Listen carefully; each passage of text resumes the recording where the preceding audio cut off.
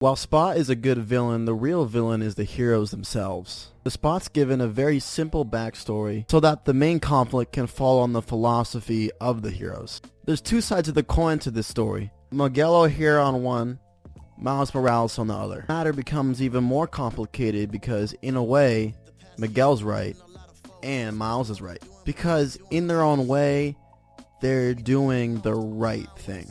The question is, what is right? You see, when Miles was bit by this radioactive spider from a different universe, it created this domino effect that rippled space and time. You get a kid that wasn't supposed to get bit by a spider, leaving a universe without a Spider-Man. That universe is crumbling. He becomes this original anomaly when he decides to follow Gwen through this portal to Spider-Man India, where he changes a canon event and saves the captain of that universe, therefore also destroying that universe. Then Gwen has no choice but to bring Miles to Miguel's world, the Spider Fortress, whatever you want to call it, and meets Miguel, this very calculated, this is how it has to go kind of guy. Miles learns about all of this, about this canon concept. Every Spider-Man in each universe has to lose someone close to them, and if this doesn't happen, this destroys that universe. So what Miguel is here to do is sort of be their own TVA, if you will, to go to these universes and fix these timelines to fit the canon. Miguel explains how that he once tried to go to a universe that he found that he had a family, and where that universe's Miguel has died. He tries to replace him. He doesn't belong in that universe, and guess what? The whole world collapses. We see like this whole intervention of spider people that Miguel has united together in this one cause. So we have these two very different sides of the spectrum here. We have a young kid that learns that his father is going to die and he cannot do anything about it. A kid that has morals first, morality first. That's his philosophy. If he can save someone close, if he can save anybody, he's going to. That's what Spider-Man is. With great power comes great responsibility. But the big question here is, what about all the other universes? Are you going to let them crumble? Or is the only thing that matters saving your dad? It's a very complex subject. It makes Miguel come off as the villain. In a way, he kind of is the main villain over Spot, because Spot creates this war of philosophy. Miguel technically is not wrong in his reasoning.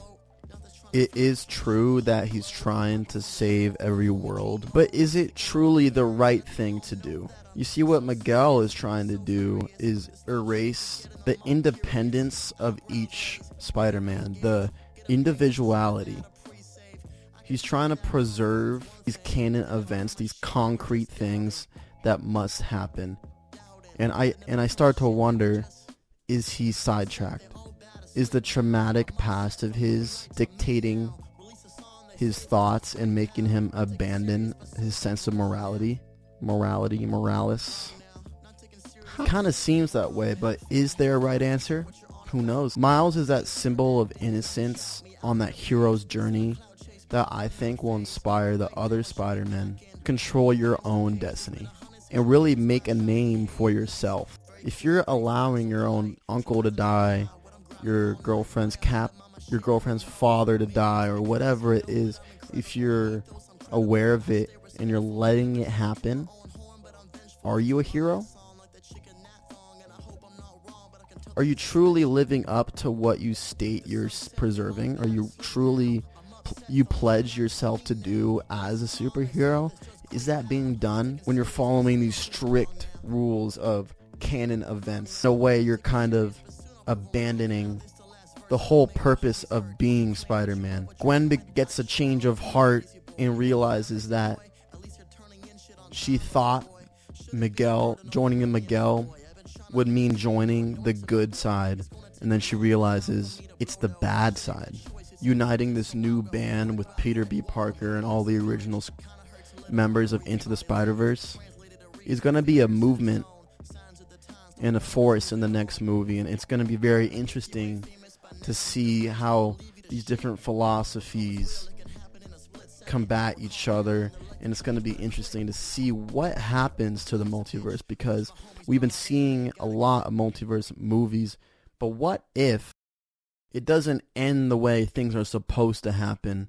The timeline doesn't go the way it's supposed to happen. We don't know yet. We've seen Loki, and we're yet to see what happens when the multiverse crumbles completely. So I'm very excited to see what happens, and what do you guys think? Who's right? Who's wrong? Let me know in the comments. I hope you enjoyed this video, guys. Please go subscribe. My name is Jacob, and I hope you enjoy it. So furious, this live shit be getting them all curious. Eyebrows raised, they're engaged. Get them rings, consider that a pre-save. I can tell you that confirms one thing, they never